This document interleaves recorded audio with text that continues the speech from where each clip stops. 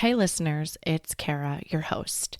After 176 amazing episodes and hundreds of book recommendations, I wanted to make it a little bit easier for you to find your next great read. The Bookish Lights Roadmap is your guide to all 175 podcast episodes, sorted by genre so you can quickly find the stories that fit your reading mood. From picture books to adult novels and everything in between, it's the perfect way to explore past episodes and discover new favorites. You can find your copy of the Bookish Lights Roadmap at www.bookishlights.com/read/roadmap, or just click the link in the show notes. Hi, I'm Kara Infante, and this is Bookish Flights, a podcast where we tell our stories through our favorite books. Each episode features a bookish guest where we will talk about reading, life, and the seasons we're in, all through a thoughtfully paired book flight of recommendations for you. If you're looking for meaningful book recommendations and a space to slow down, you're in the right place. I'm excited to welcome Rhys Bowen to Bookish Flights today. Rhys is the New York Times bestselling author of more than 60 novels, including the award-winning Molly Murphy and Royal Spinous Mysteries, along with best-selling historical novels like The Tuscan Child, The Venice Sketchbook, and In Fairly Field. Born in Bath, England, Rhys has lived all over the world, and readers know her for creating stories rich with history, mystery, and a strong sense of place. I'm thrilled to have her here today to talk about her newest novel, The Castle in the Glen. Rhys, welcome to the show. Well, thank you so much. Hi. Yes. I feel like we are so much more than these bios. So can you tell us a little bit about who you are? Well, I'm a transplanted Brit who now lives in California, and I go to Arizona in the winters to escape the harsh California winter. People laugh about that. You know, when we meet people in Arizona, they say, "Are you snowbirds too?" We say, "Yes, we are." But, I live in Marin County. It rains a lot in the winter, so Yeah. so we escaped to Arizona. I've always been a passionate reader, a passionate traveler. I was married to someone for years. My husband just passed away, actually, so it's kind of hard to I'm talk about. so, But yeah. he was in the travel business all his life, so we went all over the world and loved to travel. So I think that's why a lot of my books take you somewhere vicariously, because when I read a book, I don't want to be told about it. I don't want to be told, this is what it's like in the south of France. I Yeah. want you to feel, oh my God, I'm in the south of France. So I think that's what my books are known for. They're known for taking you to a place and giving the feeling of that place. So that's what I strive for with every book. Yeah. That is my favorite part about reading is if I can't travel from my home, I can still travel through a book. And it's one of Yeah. my Oh, favorite things too. about Yeah. it. Yeah. Well, I think since COVID, that's been something for all of us that, when we couldn't travel, to get into a book and be transported somewhere else was so important to us. Yeah. We also have a bit of a traveling lifestyle. My husband is in the military, and so we move, every 2 to 3 years, depending Oh on God, yeah. orders. But Yes. I also love to read when we move to a new place and find books either written by local authors or set in that local area because it gets me to know a place sooner when we move to a new Oh, area. oh, absolutely, yeah. And I notice online, if you go on Facebook, people will say, "Well, I'm going to go to South Carolina next month. What books are written there?" It's like Yeah. it gives you a little glimpse into it ahead of time, so that you can be smart when you get there and you go, "Oh, well, yes, I knew about the clam shack on the beach because yes, I knew about that sort of thing." It's Yeah. scoring points, right? Absolutely. It's a fun way for sure Yeah. to read and to travel and do all of those things. Well, for listeners that maybe haven't had a chance to pick up The Castle in the Glen yet, can you tell them a little bit about it? Oh, I can, yes. So the castle in the Glen, here it is. Such a Lovely beautiful cover. cover. Beautiful Yeah. cover. Yeah.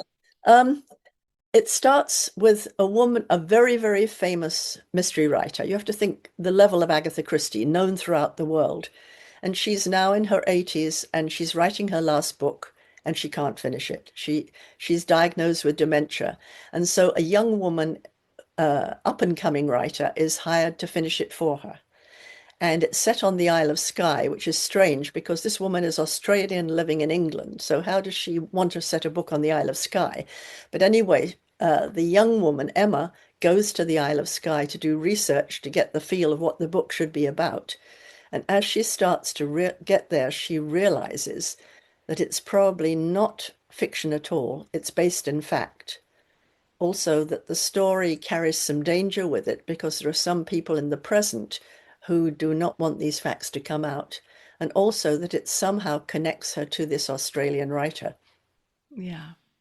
I loved this. I flew through it. Lately, I've been having a lot of ARCs sent to me. And for listeners, if you're like, what's that, an advanced reader copy? But they've been sent via Kindle copies. So when I got Yeah. this as a paperback, it was so nice to have a physical book in my hand again that Oh, yeah. I Yeah. was wandering the house with this book because, as you said, there's these little, twists and turns and the intrigue was building. And I'm like, I have to know, like, why? Why do these people in the present want, they don't want this story to come out? So Yeah.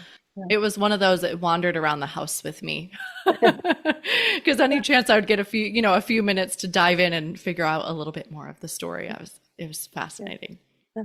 Yeah, well, I like to write books that are like peeling the layers off the onion. Yeah. You think, oh, I know where this is going. Oh, yes, we're going up to Skye and we're going to look at Skye and think how pretty. Then we're going to finish this book. And Yeah. then, but no, wait. But no, this is a real place. But wait, there's a family that lives there. And then as you go on and on and on, why are people not wanting me to be here? And I like just and a little twist all the time. And then I love it when I write a book and when I read a book when there's that aha moment, which there is towards the end of this book, which I found, really fun to write. Yeah. As you're writing that, when you first start out, do you know where you're going with it, or do you kind of get surprised as you're writing as well? Yeah, I mean, when I've taught at writing conferences and I say I don't know where I'm going, I see despair in people's faces. But if I wrote an outline, I'd finish the outline and I'd go, oh, well, that's that book done. Because Yeah. I like to be surprised. As you say, I feel if I've created real characters and they're real to me, I like to follow them. And sometimes I say to myself, oh God, don't go there. But they do. And so, Yeah. so you know, I like to be surprised and shocked and to laugh and everything because if I do, then the readers do. You don't feel I'm pushing my characters into somewhere where they don't want to go. The characters are just going off on their own. And I mean, I know overall what the story is going to be. I know that the young woman's going to go to Skye and going to find out some things she didn't know before. But all of those things were not clear to me as we started out. Yeah. And I don't think I've ever read a book like this where you are getting chapters of the author's story, this very famous author's story that now the ghostwriter is reading. And so you're reading chapters from that author, but then there's also your storytelling at the same time. And it was such a unique device for the Well, story. I mean, isn't that, I give myself ridiculous challenges. I mean, uh, not only do I set books in more than one time period, which is what I love to read, but also in this book, I'm writing a chunk of the book in the style of another writer. Yeah. But not only that, it's not her normal style because she's now maybe suffering from dementia. So I'm writing this book in someone else's style. And my heroine Emma comments as she's reading it, this could do with some serious editing. So I'm writing a book that's not beautifully finished either. So Yeah. it was a bit of a challenge to do, but kind of fun too. Yeah. Have you written like that before, or was that the No, first time? I've written many books in two time periods because I really like that. Yeah. But I've never written a book in someone else's style within my book, a book within a book. That was Yeah. that was quite a challenge. Yeah. Well, it was very fun for the readers. Listeners, you're going to have to go pick it up. So Yeah. I know you write series as well. You also write standalone. Do you have a preference? Well, I think what I really like is moving from one to the other. I still do two and a bit books a year, which is quite Wow. crazy. Yeah. But every time I try to slow down, my publishers go, no, no, no, no, no. But so having them very different from each other, I think keeps me really stimulated and looking forward because when you're writing a series, especially my Royal Spinus books, for which, I'm Yeah. best known, I suppose, and they're light and they're funny and the heroines related to the royal family. Um, when I'm writing those, it's like visiting a high school reunion. You know the characters, you know the Yeah. setting, and you start off knowing a lot. Whereas these standalones are all quite meaty and have a lot of real history in them and a lot of real facts in them. So there's a lot of research that goes before I start. Yeah. And then I wade through the books, making sure that everything is correct and everything, but they take a lot more time and a lot more effort. So I'm quite tired at the end of those. So it's nice to know I can come back to the Royal Spinus and that will be fun. Yeah, you can return to the familiar after Yeah, the all right. of that heavy lifting that you're doing with the Yeah, standalone. absolutely. Yeah. As you mentioned in the beginning about traveling through your books, have you visited most of the places that you write about? I visit all the places I write about because I don't think you can't get the feel of a Yeah. place through looking at YouTube. No. You really can't. I mean, you can say, oh, you can describe your character walked up to the beautiful monument, but you don't get the feel of, say, somewhere like Paris unless you've actually been walking down steps and it smells a bit of dog pee and strange cigarettes and there's baking. All those little things bring something to life. Yeah. So I think every place I've written about, I've been more than once, probably. And the Isle of Skye was interesting because I was supposed to go back again last year, but my husband was very ill, so I had to cancel trips. But so I had to really remember everything from my own experience there. And what came to me from my memories was this is a beautiful place and this is a dangerous place. It's an island and it has mountains on it that are not particularly tall, but they're quite sheer and quite craggy. Yeah. And when I was there with friends years ago, we were completely clueless and we said, "Oh, there's a nice little path up this mountain." So up we go, and we're fairly high up. And one of us says, "Oh, those clouds look like coming this way." Within 10 minutes, we were in Wow. mist so thick that you couldn't see the person in front of you. And then we had to get down, and there's a sheer drop beside us, and it's wet underfoot. And then we're thinking, why on earth did we Yeah. do this? So that's what gave me that huge feeling of this is a place where danger is around the corner. And that's what I wanted to bring out with this book. It's a place where you're not always safe. Yeah. And that's the hard part with being a tourist sometimes, right? Is we don't know how quickly, I mean, as Yeah, for this instance, how quickly these storms can roll in. no, We're no, not familiar with that. We just think, oh, yeah, nice walk, and we want to go explore the island a bit more, but we don't know these things. yeah. Clueless tourist, right? Yeah, that's a great way to put that. Yeah. What have you learned about yourself through writing over the years? What have I learned about myself? That's a very good question. I've learned that I'm very disciplined. I always turn in my books to deadline. Um, I learned that I have more stories to tell, more imagination than I will ever complete in my own lifetime. When I was a small child, we lived outside in the country in a big house all alone. So I was pretty much on my own. And I had these pretending friends and pretending world all around me. And I think, I've never grown up, I suppose that's what you'd say. But so I find the ideas are the really easy bit. It's sitting down at that desk every day and making myself do the right amount every day. When I'm doing a first draft, I make myself do 1,500 words a day. Okay. And so I can't leave until I've done that. And I can tell you some days that's brilliant. I go ahead and other days I get up and I throw a load of laundry in the washing machine and I get a cup of coffee and I wander around. But if you know you can't quit until you've done it, you finish it. And I think to myself, this is rubbish. This is awful. Yeah. And then the next day when I come back to it, I think, well, this wasn't so bad after all. So I've learned how to write a book, I think, after all these books, that I know that if I start, I can finish it in the right amount of time. Yeah. I've had quite a few authors come on and say that each time is just as hard as the first book they wrote. Do you still feel that Oh, as yeah. well? I've told every book I write, I think I'm in panic mode for the first 50 pages, especially because I don't outline. Yeah. And so I haven't really learnt to trust and to know my characters. And so every book I think, oh God, I'm going to tell the whole story in 80 pages, and then, or else perhaps I can't finish this, perhaps I don't know how it's going to end. So I'm in this complete panic mode. I go upstairs and I've said to my husband, oh, they're going to take back all those Agatha teapots because this isn't going to be any good. But then I get to page 50 and I think, oh, well, yeah, that's interesting. And then Maybe by I got page something here. yeah, by page 100, I think, okay, I can see where it's going now. And by, page 200, it's like I'm romping towards the end. But I have to work like that. I think if I was complacent and if I thought, oh, I've got this story, it wouldn't be as good. Yeah. Yeah. Looking back at your career, what do you think that you've learned about, well, this might be a similar question, so let's see, but what do you think you've learned about storytelling that you wish you could tell yourself back when you were writing that first novel, or for someone that's maybe starting out today? I would say the thing I've learned more than any other is you create a character. It's their story. Don't try and push them into something. That's when people get writer's block because Yeah. they try and push their character into something that character would never do. And the character says, no, I'm not going to go there. So I've learned once you've created a character, it's their story. Let them tell it. You just follow around and you're the scribe. You just jot it down. And if you trust like that, the story just comes out.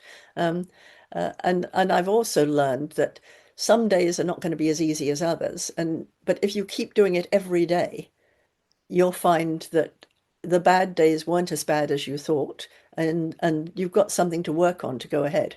Yeah. Yeah. I wanted to touch back on your point about being imaginative, and you're like, I suppose I've never grown up, but I actually think we all could use a bit more imaginative and our imaginations in our life. It's something my kids, as I mentioned to you, are, well, now they're 6, 8, and 10. They've all just had birthdays. So you know how you have to do that math in your head after they Yeah, first yeah, change. But it's something that I think about often is how do I inspire you to continue being creative? Because I think it is something that we lose as adults sometimes. Maybe we're pushed away from, oh no, you need to go do this versus the creative and something that'll make you money or all these things that we're kind of pushed to do. yeah.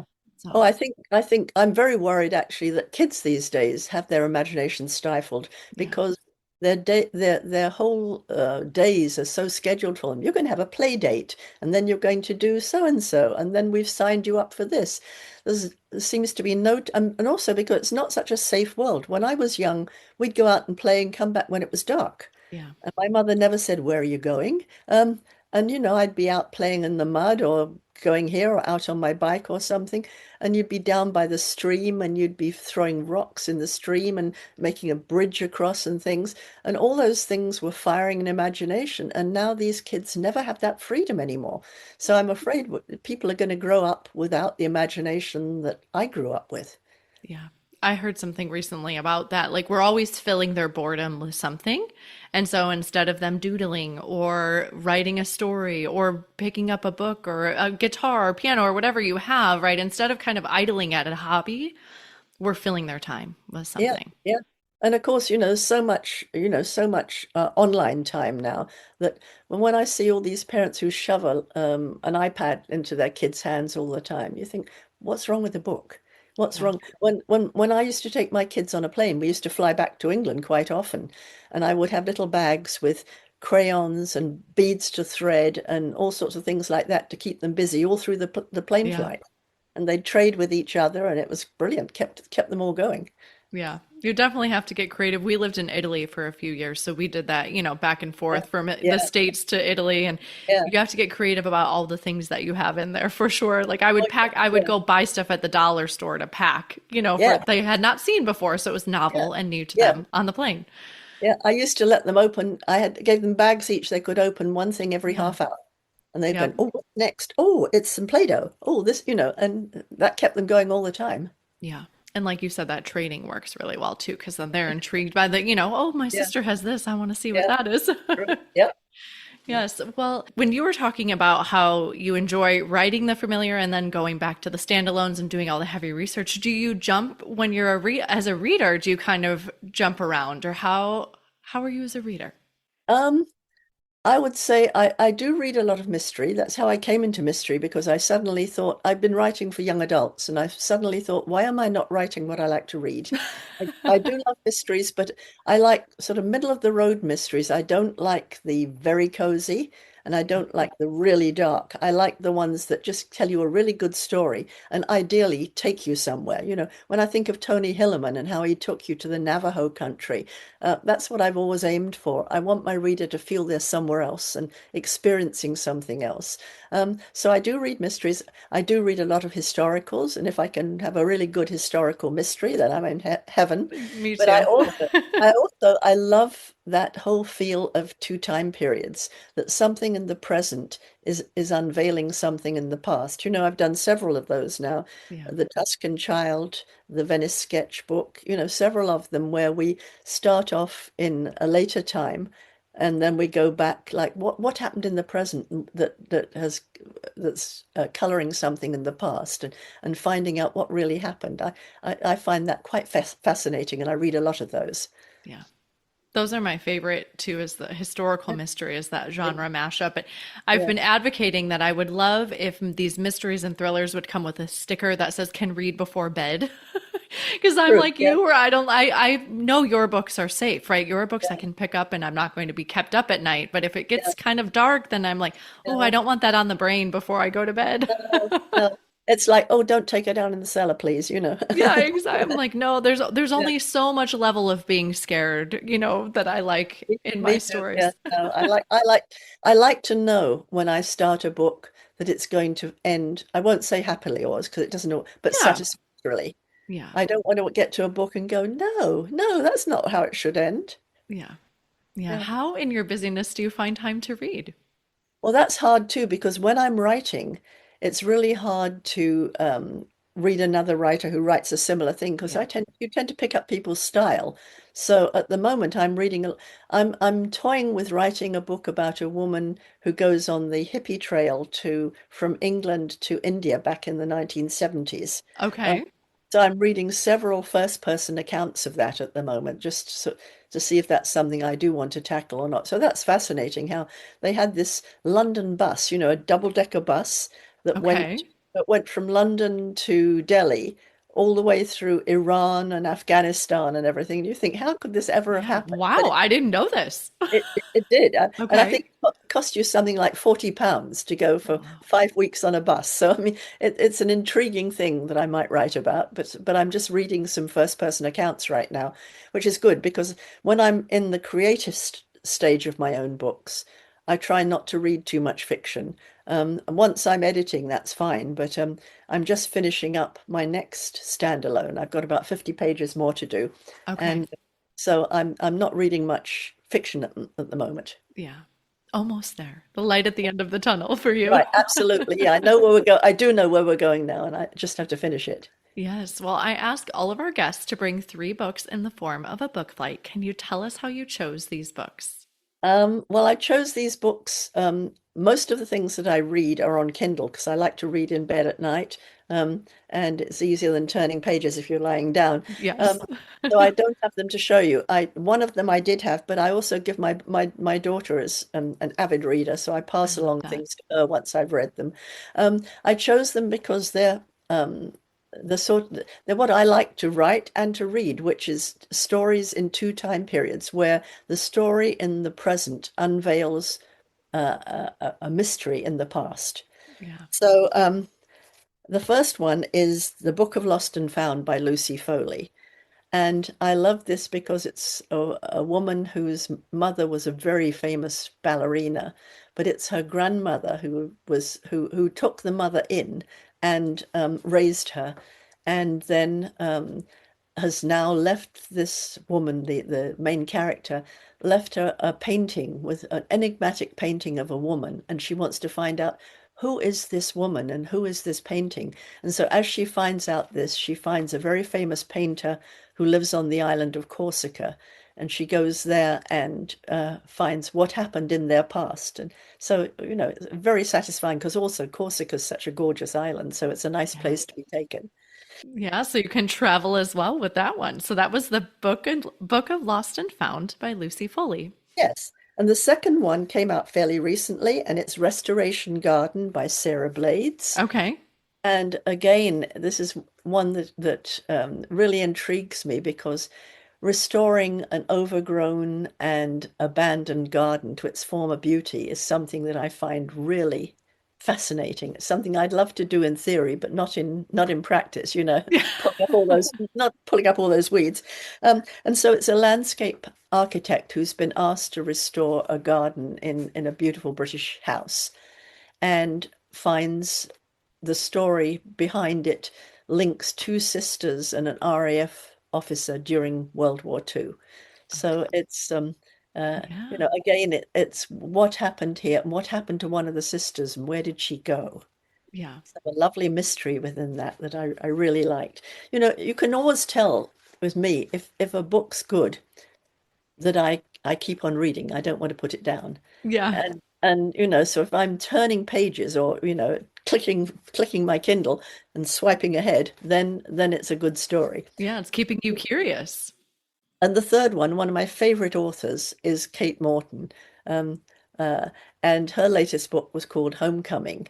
And I read it last year actually, but it fits this category really Yeah. nicely because it's about a journalist in the present who goes home from England to Australia. Again, I got married in Australia. I lived in Okay. Australia. So books that link England and Australia are really mean a lot to me. Yeah. She goes home to Australia and she's looking into she meets her grandmother there and finds herself looking into a really complicated mystery that happened in 1959. A family went on a picnic and are found dead, lying there peacefully in the middle of a picnic. No Yeah. signs of a struggle or anything. What happened? And so she has to find out what happened and actually how it's linked to herself and her family. So another of those which I really love. There are some books I thought, oh, I wish I'd written that. That's really nice. Very clever. Yeah, yeah, Yeah, I just had the chills as you were telling that one yeah, about, yeah. yeah, I thought I have read that one, but now I know I've read a few by Kate Morton, and I'm like, maybe I yeah, haven't. I don't remember that storyline. So I'm like, maybe I haven't.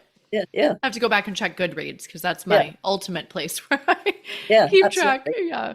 So that was Homecoming by Kate Morton. Thank you so much for bringing those books. The listeners love to know what their favorite authors are reading, so it's such a Yeah. fun part for them. How I love to end our show is with our speed round of questions you can answer really quick. Are you a rereader? Oh yes. Oh yeah. I have my favorite books and I have my comfort reads. I've got all the Agatha Christie's on one shelf. And I if I'm love really that. stressed, I just grab an Agatha Christie because I know it will end without any horrible gory bits and Yep. just breeze through it. And in my earlier life, I reread The Lord of the Rings probably every 6 months.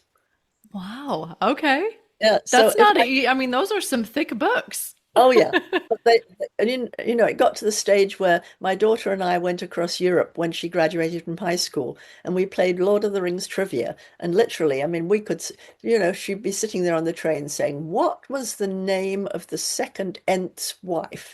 Things like that. We were very good at it. Yeah. So she was into it as well. That Oh yeah, my oldest daughter. perfect. She's the one who now writes the Molly Murphy series with me, but she's always been an incredible reader as well as writer. Yeah.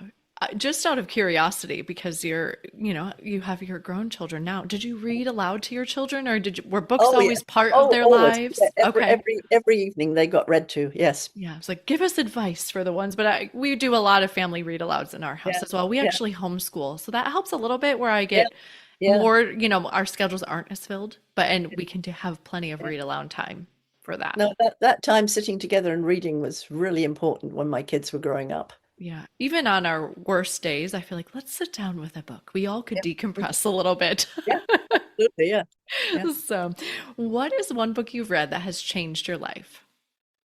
Um, well, I would say The Lord of the Rings because that was the first book that really took me somewhere and captivated me and obsessed me and didn't let me go. And I mean, I thought I've never written fantasy since then because I thought I could never do better than that. So I Yeah. mean that was definitely one book. But then there were other books. That was in my late teens. There were books in my early teens. The first time you realize that a book is a magic thing that's going to transport you somewhere. I'm thinking of things like Jane Eyre that I read probably Yeah. when I was 13 or 14, and suddenly, oh, I've got to follow this poor girl all the way, and I'm suffering with her. I'm cold, it's freezing cold, and I hate it there. Yeah. And then you suddenly realize, well, this book is not just telling me a story. This book is moving me somewhere. Yeah. Yeah. I just read, it came out yesterday, I believe, which I guess when we're putting this out, but it's called The Chateau on Sunset by Natasha Lester, who's Hmm. also an Australian author, but Yeah. it is a reimagining, I guess, of Jane Eyre. Ah, But she came on the show last month and I reread this and I was like, I really need to go back and reread Jane Eyre yeah, because I've yeah, only read it for school assigned reading, which I think yeah. you read very differently than when you're reading Oh it for yeah, leisure. yeah, So it's yeah. on my list for this year to go Oh, back and yeah. revisit. Where is your favorite place to read? Um, I do read in bed at night. Luckily, I bought myself one of those adjustable mattresses, so Oh, that's yes. good. Um, but I love like when we go to the beach sometimes. One of us rents a house in San Diego sometimes, and just reading on the beach under the canopy. That's such a treat too. Yeah, we didn't get to it, but that's actually I'm in San Diego. That's where I live. So, Oh, you oh, yeah, yeah, yeah, so yeah. that's the other thing with my kids and I. We go to the beach a lot and I'll bring my book and it's a natural white noise machine and my kids are having a blast and mom gets to read a little bit. It's a Oh, yeah, great, yeah, yeah. it's wonderful. Well, lastly, what are you reading next? Well, I mentioned before I'm into reading first person accounts of people who went from London to Delhi, and I'm just starting one by an Irish woman who actually rode her bike from Dublin to Delhi back in the 60s. Now, a single woman on her own and she Yeah, rides through Afghanistan. I mean, just shows you how the world can change within someone's lifetime. yeah, But it was people looked after her, and when her bike broke down, people stopped and helped her along the way. So it's a fascinating thing for me and if I even if I don't write this book afterwards, at least I've read some very brave and interesting accounts of what people could do. yeah. My husband was a sales manager for Air India, so Okay. I've been to India quite a few times, and I've been up into the Himalayas, and I've been to Kashmir and things. So a lot of this is familiar to me too, and so it's like revisiting old places, which is very nice. Yeah, absolutely. Even as you were talking, I'm like, I know there's a rich history between Britain Yeah, and India and all of yeah, that. So there's a yeah, lot to dig absolutely. into. Yeah, yes, Yeah. there is. Well, thank you so much for coming on the show with me today. I appreciate all the time you've given us. Well, my pleasure too. Yeah, it was very nice. Thank you. You are welcome. I'll probably see you again next year. Absolutely. I would love that. Wonderful. Well, thank you so much. Thank you. Thank you so much for listening to this episode today with Rhys Bowen to discuss her latest novel, The Castle in the Glen. Her book flight includes dual timeline novels, which, if you love Rhys's books, you'll also love these. We'd love to hear what other books you'd pair at bookishflights.com. If you enjoyed the show, please head over to Apple Podcasts and leave a review. Your review not only helps the show, but it also helps the podcast to reach others. Make sure you are subscribed on Apple Podcasts or Spotify to make sure you will not miss an episode. That's it for today. Thank you so much for listening. As Emma Thompson said, I think books are like people in the sense that they'll turn up in your life when you most need them. Cheers to you, dear readers. Until next time.